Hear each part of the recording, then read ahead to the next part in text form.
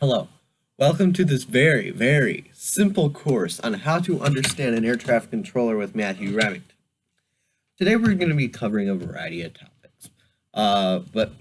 Basically what we're going to be covering is if you were listening to a stream of Detroit Metro Airport or Ann Arbor Municipal, you'd be able to understand all of that. So it's going to be a little tricky at first, but I think we can get us to a point where you can understand at a very basic level. All right, so let's jump right on into the basics. So before you even learn how to, before you can understand them, you have to learn this phonetic alphabet. So the Alpha, Bravo, Charlie, Delta, Echo, Foxtrot, Golf, Hotel, India, Juliet, Kilo, Lima, Mike, and so on.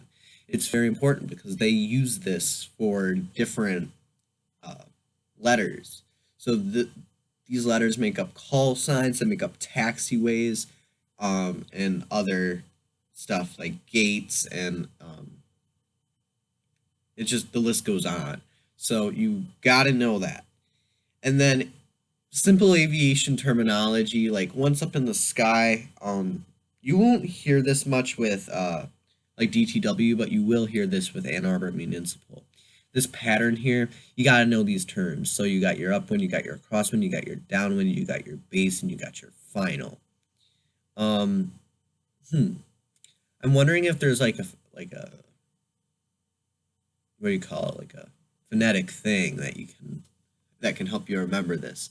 If there is, and I find one, I'll put one down in the description below. Really interesting.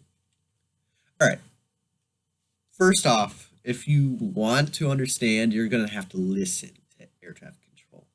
So this website is free, and it allows you to get practically almost every airport every major airport. So this does have like Detroit, but it will also have your smaller municipal airports. All right. So this is the tower talking the plane. It's always going to be in this format. If the flight number is stated first, it is the tower talking to the plane. So if you hear something like if you hear something like November 51703, enter right downwind, that's going to be the tower talking to the plane because you heard the flight number first, which is this November 51703. I don't want to say every, but most of your general aviation aircraft is going to have the November fix on it. We can get back. I'll let you remember that for later on. Okay, so if you hear a communique with the location stated for first of the plane, it's the plane. It's the plane talking to the tower. So if you hear Ann Arbor Tower, November 51703, requesting left pattern, that means that the Ann Arbor Tower, the plane, the November 5173 is trying to reach Ann Arbor Tower, and they're requesting the left pattern. So, this photo here, just try to picture this for a minute. You see how if you were to be flying in this little plane, you would always be taking left turns. This is what we call a left pattern because you are always taking left turns. The only exception is if you were to enter the pattern, you would have to make a simple right turn on your 45-degree entry. If it was the opposite, the right pattern, they would be taking right turns. So they could be taking off this way instead of this way. But it could also mean that they're turning on the opposite side of the runway. So it's going like this, and they finally come in for a landing. So just be weary of this. It takes a little bit of getting used to at first, but once you get it, and it's no big deal. So just, if I were you, I would pause that video and just like study it, maybe draw it out, and see like if you can remember it. All right. I want you to tell me who's talking and what their intentions are. So Delta 2003, clear to land. What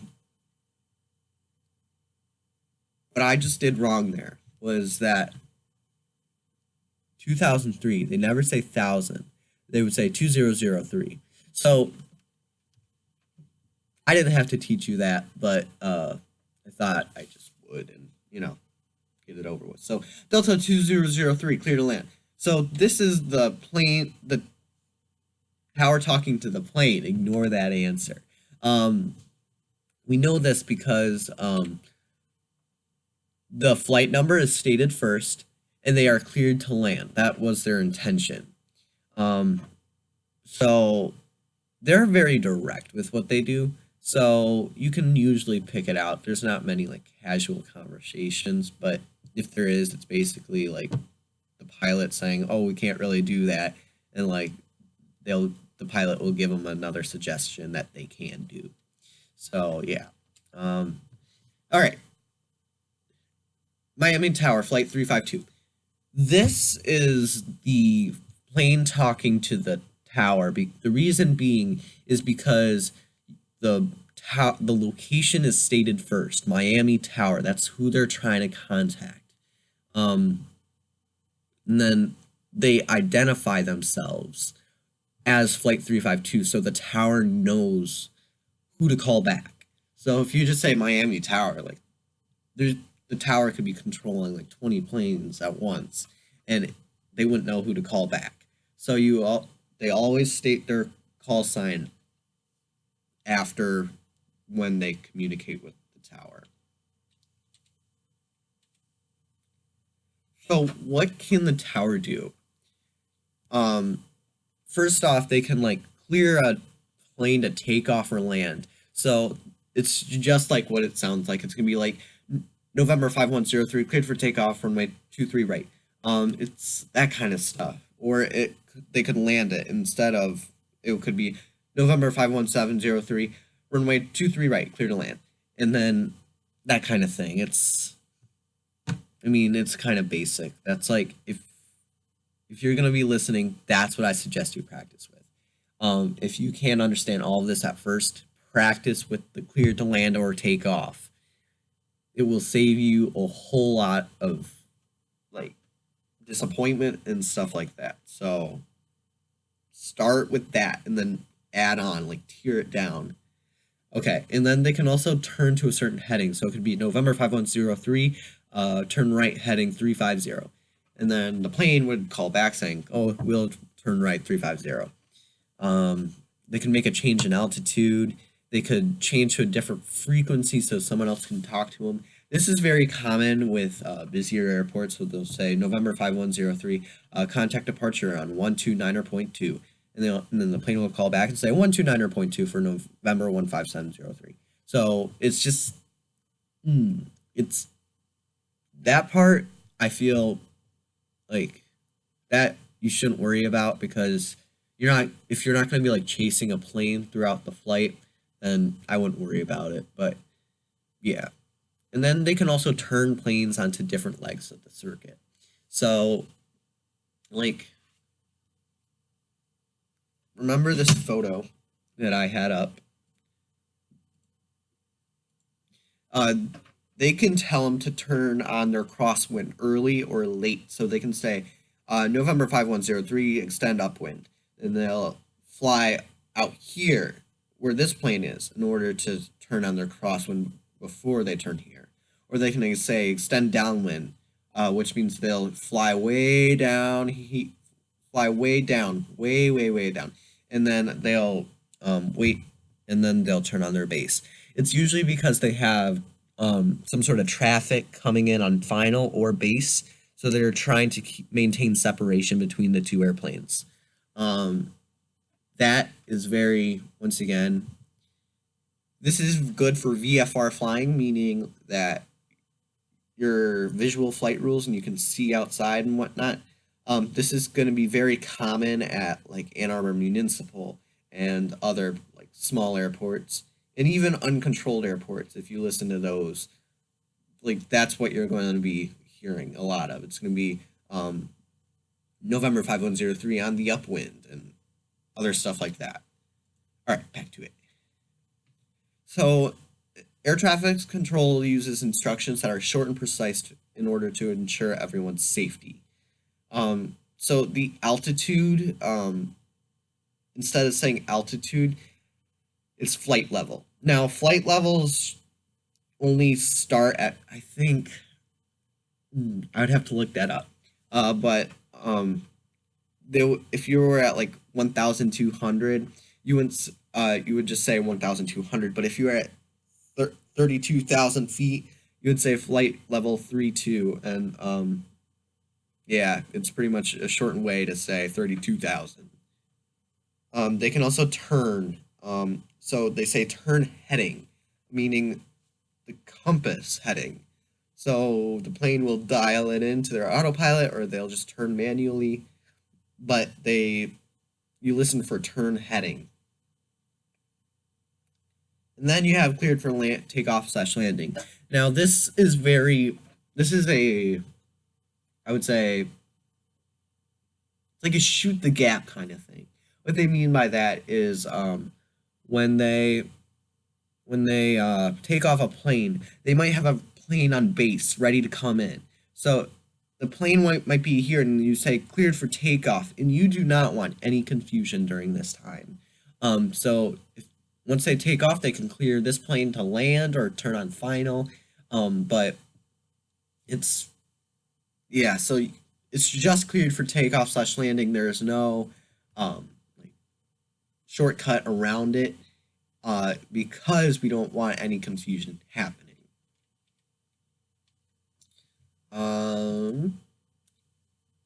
The controllers also use phonetic alphabet to make sure their letters and numbers aren't confused, because the letters M and N sound familiar, but Mike and November do not. So it's kind of like a safety thing once again, because if you have call signs that sound similar, there is confusion, and this can lead to crashes. And there have been many flight investigations that have crashed because of this, because the call signs are very similar. Yeah. So tell me what their intent is, along with their flight, along with who's talking. So Flight 352 descend and maintain 5,000. This is the tower, people, because forgot I can't point. Okay. Flight 352 is stated first, the flight number stated first, that's the tower talking to the plane. And they are descending, and they want them to descend and maintain 5,000 feet. That was an easy one. All right, Delta 5432 cleared for takeoff, runway 3. This is the tower talking to the plane once again. They're cleared for takeoff on runway 3. So just, yeah.